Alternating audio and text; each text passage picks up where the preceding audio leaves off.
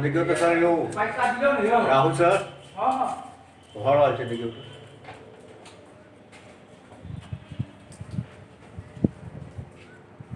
हाँ ठीक है। तो first topic French society during the late 18th century. 18th century के दौरान जो है फ्रेंच सोसाइटी का कंडीशन क्या था और उसका सिचुएशन क्या था। तो 1774 की बात है। In 1774 Louis 16 who belongs to Bourbon family, जो कि बोरबॉन डायनेस्टी से क्रॉस करते थे, गुजरते थे, ascended the throne of France, जो कि फ्रांस की गद्दी पर बैठे थे।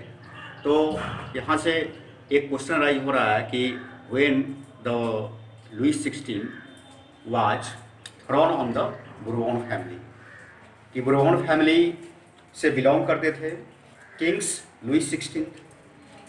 तो when was Louis 16 sat on the throne of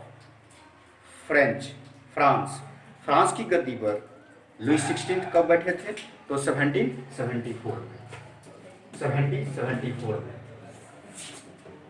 1774 में फ्रांस की गद्दी पर लुई 16 बैठे थे। उस समय वो ओनली 20 ईयर्स के थे। He was only 20 years old. वो सिर्फ 20 वर्ष के थे और 20 वर्ष में ही वो मैरी एंटोनी के साथ उनका मैरिज हुआ था। तो ही वाज मैरिड विथ किसके साथ? ऑस्ट्रियन प्रिंसेस, मतलब ऑस्ट्रिया की प्रिंसेस थी, राजकुमारी थी, जिसका नाम था मैरी एंटोनी।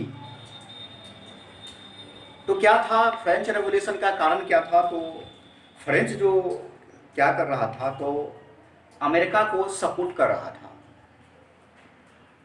फ्रेंच अमेरिका को सपोर्ट कर रहा था, किसके लेकर के? तो ब्रिटेन से इंडिपेंडेंस को प्राप्त करने के लिए। तो फ्रेंच का जो फिनेंशियल कंडीशन था वो बड़ा ही फाइनेंशियल जो भी रिसोर्स था वो बहुत ही बैड था।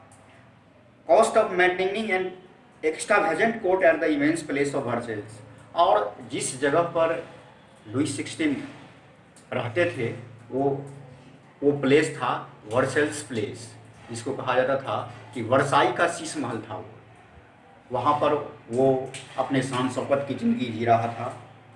Under Louis 16 France help the 13 American colonies to gain their independence from the common enemy Britain. तो ऐसा था कि ब्रिटेन में अमेरिका का जो है कॉलोनी था, और कितना कॉलोनी था? तो वो था 13 अमेरिकन कॉलोनी, मतलब अमेरिका का 13 जो है 13 को ऐसा कॉलोनी था, ऐसा टेरिटोरी था, क्षेत्र था, जिस पर ब्रिटेन पावर जमा लिया था। मतलब वो ब्रिटेन अपने अंदर में कर लिया था, अपनी पावर में कर लिया था। तो उससे मुक्ति पाने के लिए, उसको फ्री करने के लिए, उस 13 कॉलोनीज को फ्री करने के लिए जो है ब्रिटेन के खिलाफ, मतलब ब्रिटेन के अगेंस्ट में लड़ाई लड़ रहा था, स्ट्रगल कर रहा था। कौन? अमेरिका, अपने कॉलोनी को बैक करने के लिए, वापस करने के लिए, रिटर्न करने के लिए, जिसमें फ्रांस भी उसको हेल्प कर रहा था, सपोर्ट कर रहा था, मदद कर रहा था। तो ये इसमें क्या हुआ कि फ्रांस अपना सैनिक दिया, आर्मी भी दिया, अपना कैपिटल दिया, पूंजी भी दिया, पैसे भी दिया। तो बहुत सारे ऐसे कुछ लोन लेकर के ये दूसरे स्टेट से भी, टेरिटोरी से भी देता था। तो इस तरह से फ्रांस कर्ज में आ गया, वो कर्ज से डूब गया और उसका सिचुएशन बहुत ही मतलब माइजरेबल हो गया, दयनीय हो गया। और वो जो है उसके ऊपर बहुत सारा ऐसा टैक्स का बर्डन आ गया, टैक्स का बोझ आ गया, जिसके कारण वो अब जो है मतलब सही ढंग से वो रन नहीं कर रहा है। तो इस तरह से क्या हुआ, तो यही यही जड़ था। और उस समय मोनार्की रूल था, तो फ्रांस का पूरा जो ट्रेजरी था, खजाना था, वो खाली हो गया था। फ्रांस की स्थिति बहुत ही शोचनीय हो गई थी। तो इस सारा जो भी हो रहा था, मतलब जो कि रूल के अगेंस्ट हो रहा था, वहाँ रूल भी हो रहा था, मोनार्की रूल था। किंग अपने हिसाब से जो है शासन कर रहे थे, अपने डायनेस्टी को वर्चस्व दे रहे थे, और इस तरह से वो जो है ऐसा कहते थे कि मैं ही सब कुछ हूँ, मैं जो कहता हूँ वही होगा। तो सब इसमें सबसे ज़्यादा क्षति हो रही थी थर्ड क्लास स्टेट के लोगों का। तो पिछले क्लास में मैंने बताया था कि French society was divided into 3 state: clergy, nobility and third state. तो क्लर्जी में था आपको जो बिग बिजनेसमैन था, मर्चेंट था, कोर्ट ऑफ जो भी ऑफिसर थे, ऑफिशियल, उसी को कहते हैं ऑफिसर को ऑफिशियल, जो पदाधिकारी थे, लॉयर्स थे, जो वकील थे, ये लोग आते थे क्लर्जी में। उसके बाद नोबिलिटी था। तो नोबिलिटी का मतलब ही हुआ, nobility refers to noble person, मतलब इसमें नोबल पर्सन्स लोग आते थे जिनको एक स्पेसिफिक राइट गेन था, प्राप्त था। तो उसमें आते थे पीजेंट्स, और जो भी आर्टिशियन थे, जो भी कलाकार लोग थे, आर्टिसंस, पीजेंट्स, ये सारे आते थे नोबिलिटी में।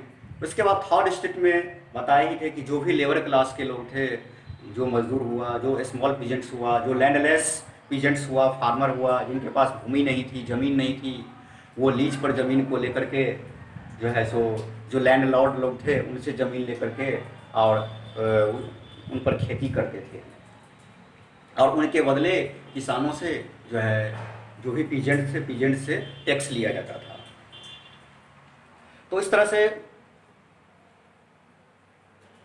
जो है वहाँ पर जो कंडीशन था, सबसे बैड कंडीशन था थर्ड स्टेट के लोगों का, मतलब पीजेंट्स का।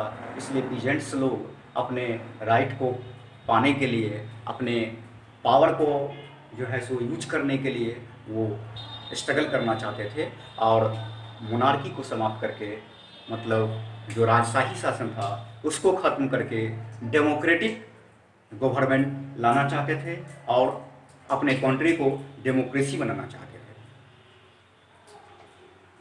तो इस तरह से बहुत सारे ऐसे चर्च के द्वारा कुछ टैक्स था जो कि लिया जाता था, जैसे कि ये टैले था। टैले भी एक प्रकार का टैक्स है। तो टैले एक टैक्स है, tax to be paid directly to the state, मतलब एक ऐसा टैक्स है, एक प्रकार का कर है जो कि डायरेक्टली पेड किया जाता था स्टेट को। सेकंड था टीथे। तो ये टैक्स वो भी एक प्रकार का टैक्स था, लिविएड बाय द चर्च, जो चर्च के द्वारा लिया जाता था, comprising 1/10 of the agriculture produce. Agriculture production जो भी होता था, टोटल प्रोडक्शन ऑफ एग्रीकल्चर, खेती का जो भी टोटल कुल प्रोडक्शन था, उसका 1/10 पोर्शन लिया जाता था एज ए टैक्स के रूप में। तो ये चर्च के द्वारा लिया जाता था, तो ये इसको कहा जाता है टीथ है। और एक था लिवरी वर्ड।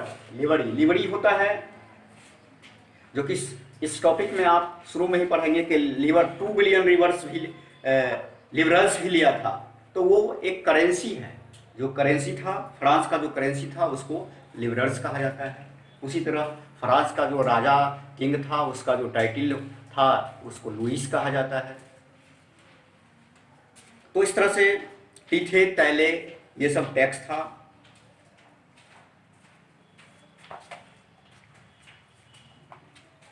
तो अब नेक्स्ट डे हम लोग पढ़ेंगे, वो नेक्स्ट टॉपिक है द स्ट्रगल टू सर्वाइव।